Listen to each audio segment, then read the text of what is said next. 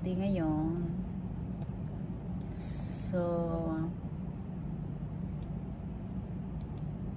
ayan na nga guys.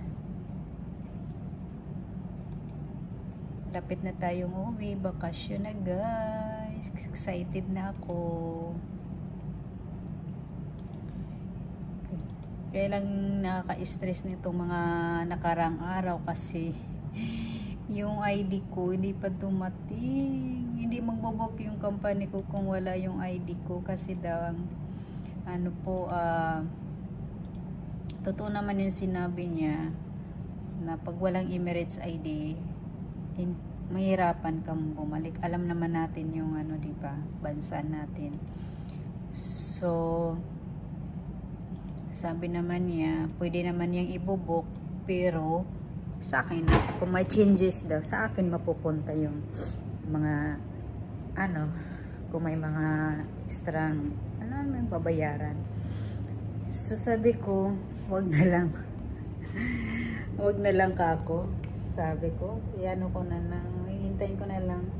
So ito nga Wednesday, hinihintay ko siya. So Wednesday ngayon, hinihintay ko pa kung darating yung ID ko kasi naka-schedule ako Sabado 19. So wala pang ticket. Di ko alam. Pinapaga ko kasi guys, pinaparenew yung visa ko at saka Emirates visa. Pag nirenew kasi yung visa dito sa Dubai, kasama na lahat yun ang ID mo. Ngayon kasi maglalaps naman yung yung visa ko sa September 12. So sabi ko, ako'y magbakasyon ka ako sabay ito ngang August kasi habol ako ng fiesta ba sa amin guys. So pinaga nila, nag-umpisa yata sila nagproseso ng 19. Ay hindi, August, kailan ba yun? Second week yata ng August.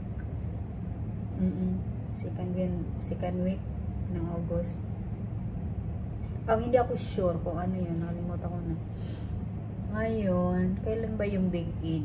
Ay, July. Parang July yata. Ang tagal niya guys, na yung Emirates ID ko. Yung una kasi yung aking medical. Nagpa-medical ako sa isang center So 3 days na, dapat mabilis lang yung lumabas within 24 hours. 3 days na, wala pa yung wala pa yung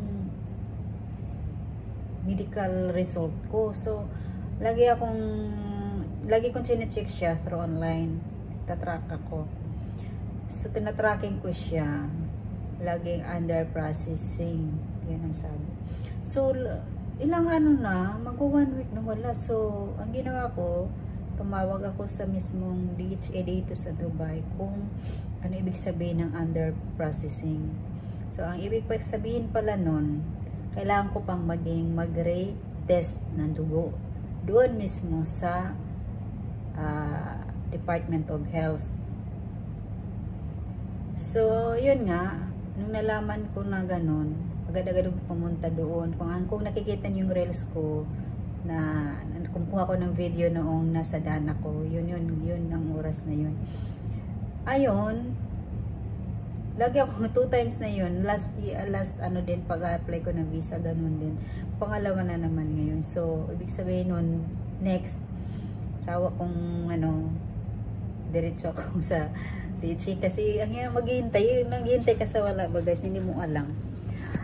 And then pag nun pumunta na ako, so ibig sabihin may mali. So pumunta ako, nung nag-retest na ako, ayun, nag-ano na siya guys, kinabukasan lumabas agad, wala, okay naman, sawa ng Diyos. So inano na lang yung visa nila kasi hindi naman magagawa ng visa kung hindi pa ka pa na kuha yung result mo sa Mila. Ito na naman ang Emirates ID ko. Alam mo ba, na-stress ako kasi nga magsasabado na, wala pa akong ticket. So ang ginawa ko, pa rin ako tawag sa isang courier dito ba. So ngayong Webes nga, inihintay ko siya, sana makarating ngayon kasi i-forward ko agad yan doon sa aming head office. Pare-book na ako ng ano. Wala naman na problema mag-book. Ori sila, pero may ano yan. Ang sabi sa akin, walang problema, gusto mo bang i-book daw? Pero kung may changes, sa akin daw magcha-charge kung meron mga ano. Alam nyo na, yung mga ganong bagay. Sabi ko, hintayin ko na lang. Makaabot din naman ako doon. Basta makauwi lang ako sa Pinas na wala pang 26. Kasi yung anak ko guys, sasayaw kasi siyempre. Nanay tayo. Kung sino man nakarelate dyan, gustong panoorin yung anak ng... Alam mo na. Kaya yun. Inano ko talaga siya. Nahabol. Sana. Tapos nag-check ako ngayon. Nag-check naman ako ngayon. Ang sabi na naman, tinatrack ko siya yung status ng ano ko.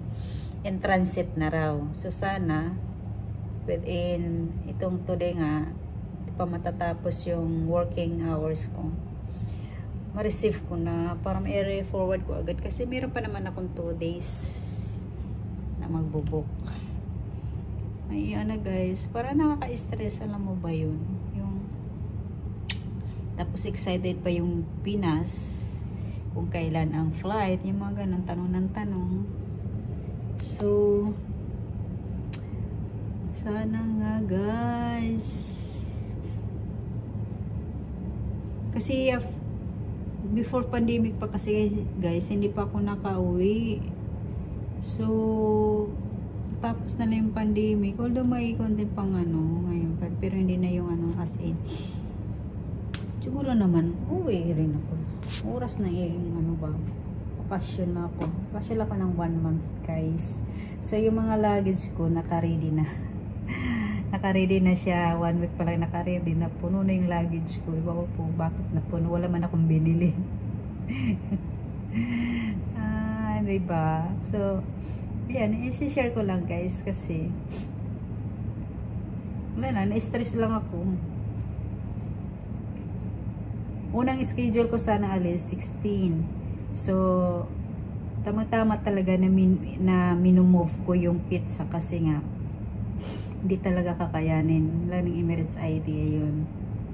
Tapos natagalan konti kasi naka-address sa head office.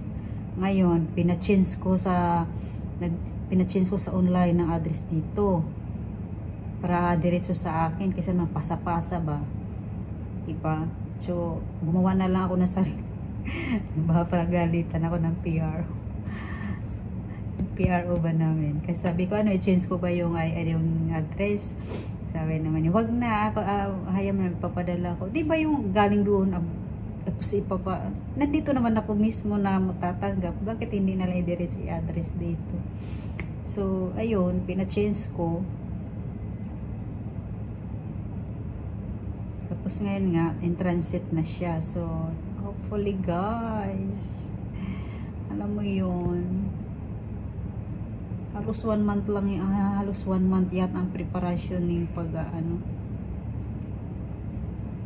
pag-asikaso ng papel ko ba sa visa. Ang Emirates ID, muna ang medical nga, natagalan, tapos ngayon Emirates.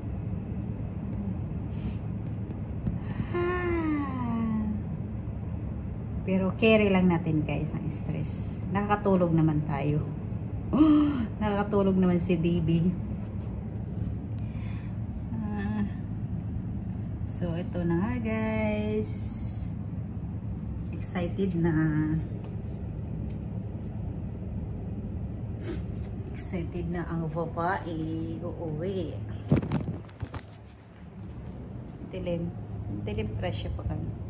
Ginamit ko kasi na ano guys, cinematic.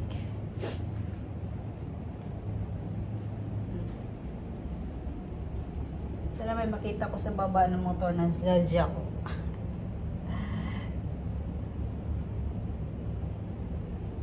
Taga-deliver ng courier ng ano.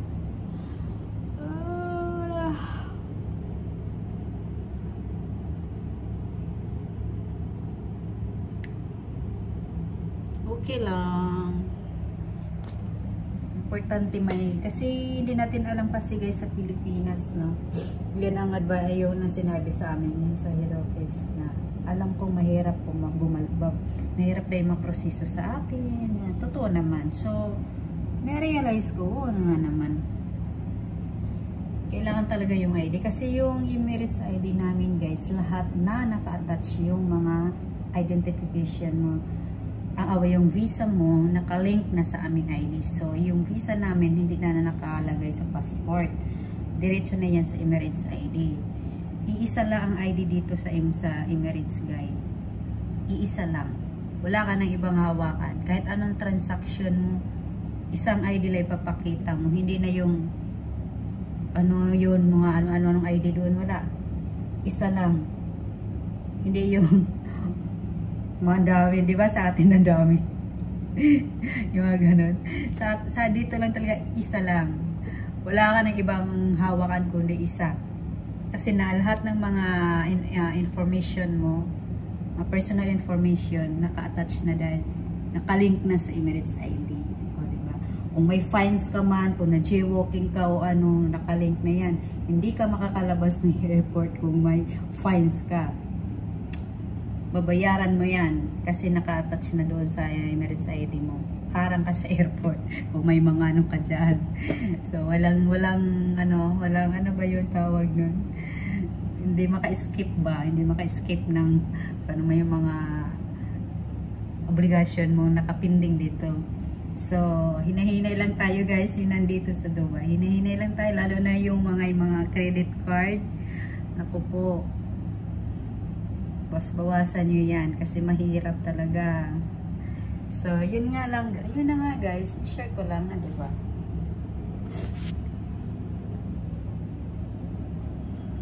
So, tuwing alis kami, may ano talaga yan, Emirates ID.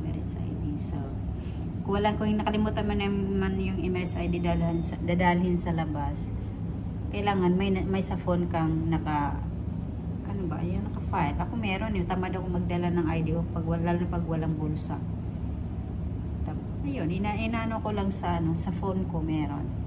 So, ayan na guys. Hanggang dito na lang guys. Thank you for watching guys. Bye!